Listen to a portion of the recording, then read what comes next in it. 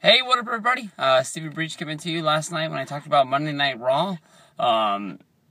It was a long 3 hours, and one of the things that I forgot to talk about was Shawn Michaels showing up, because I was on Skype, and I was watching Raw last night talking to my good buddies out there, and I marked out hard. I had no thought in my mind that Shawn was going to be there for Raw.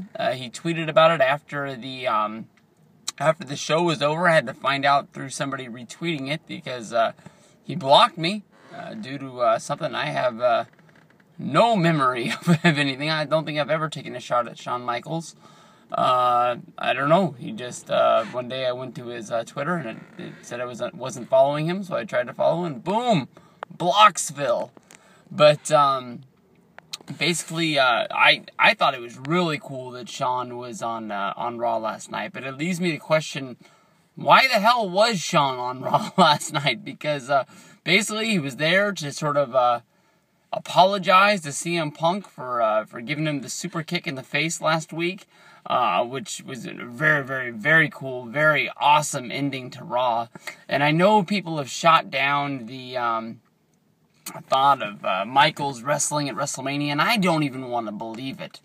I think that when Shawn hung it up at WrestleMania 26 there in Phoenix, that was it. He was done. He wasn't going to be one of those guys that came back for one last match. He wasn't going to be, the guy that, said he was retired and then comes back for one more run.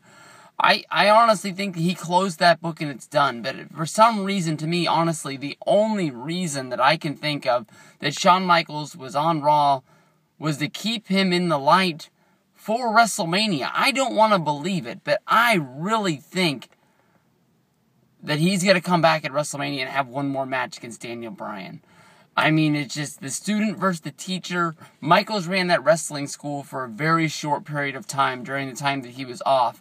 He was it was like the one thing that he did because he really didn't know what else to do. He knew he wasn't going to wrestle. At that point, I think he even thought he was never going to wrestle again. He took off the time from WrestleMania 14 all the way until SummerSlam 2002. He made his sporadic appearances as the commissioner of the WWE, and he was sort of like that guy they used almost like Hulk Hogan for like big contract signings and things like that. Come down and meet Shawn Michaels. But I mean, they've talked about it in interviews, and I believe it was on the Michaels DVD experience as well, is that he was coming around the boys, and he was still, having the problems that he was having before, and Hunter couldn't cover for him anymore. It was something about him being all pilled up and coming into a room, and he could barely keep the drool from coming out of his mouth. I want to say this is on the Shawn Michaels Experience DVD, and that's when they finally killed him off as the commissioner. They made it look like who was it who took him out? Was it DX? Was it the corporation? He was sort of like, he was in the corporation, but at the time he was sort of favoring towards DX, so you couldn't really tell who did it. They did the thing with Shawn Michaels where he was all bloodied. He got hit by a car out in the parking lot. If you don't remember it, I don't blame you. I really remember it because I was watching live, but I mean, like, it's not one of those things that goes down in history of who did it. It wasn't like the big Stone Cold Steve Austin one where they did the whole, not interrogation, investigation to see who did it. But I just think the only reason why he was on TV was to keep him into some sort of an angle where he's popping up. That way, when this match is planned or is even put on the table as a challenge, it isn't like he's coming out of the middle of nowhere. He was the special guest referee, and he screwed Bryan at Hell in the Cell. And I know he came back the next night on Raw, and he got put in the yes lock.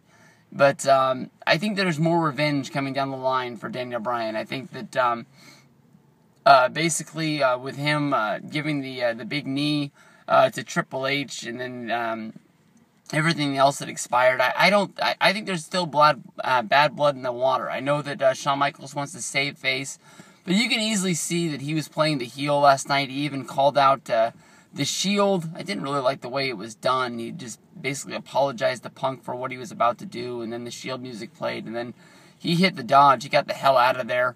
But there's going to come a day, there's going to come a time. And I think this match is going to happen. I don't want it to. I really think it's going to be good. I really think it's going to have high expectations. I don't want to put expectations like I did for Jericho versus Punk at 28, and then basically the only thing I was doing was trying to find out what was happening to the kid that was getting kicked out. But I think it's going to happen. I mean, there's a lot of guys. There's only so many matches that can go around. I think right now, if I'm planning Mania, it's going to be I'll give you Bryan versus Shawn Michaels. I'll give you Orton versus Punk, Taker versus Lesnar, and then you're going to have to do something with Cena. So, I mean, like, you can go Cena versus Hogan, or you can do the Hogan-Cena tag match, but then you got to be like, well, who the fuck are they going to fight? I mean, the only thing they could really do is fight the Real Americans for the titles. By that time, maybe you have Goldust versus Cody as a proposed match, so that's the Mania card I'm working with right now, and we'll see where we go from there. So, peace out and have fun, everybody.